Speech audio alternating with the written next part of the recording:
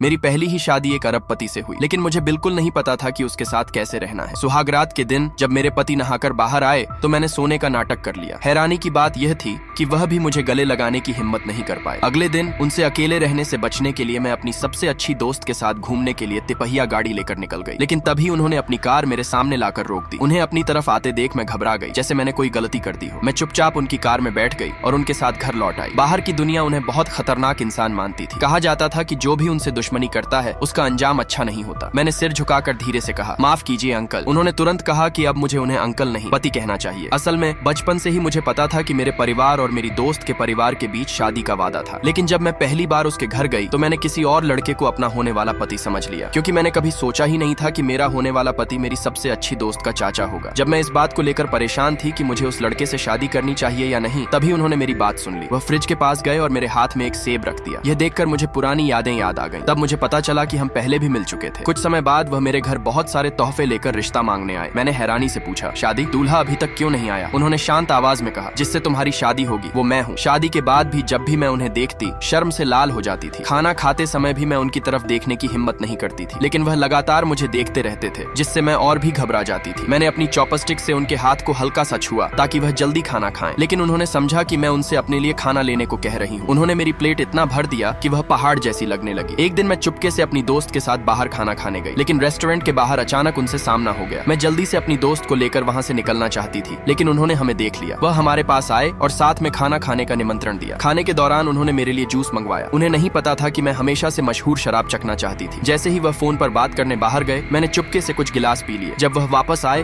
तब तक मैं इतनी नशे में थी कि ठीक से खड़ी भी नहीं हो पा रही थी। उन्होंने मुझे उठाकर घर पहुंचाया और प्यार से पूछा, क्या तुम्हें मुझसे शादी करने का पछतावा है? आखिर शराब के नशे में मैंने दिल की बात कह दी। मैं आपसे प्यार करती हूँ पति।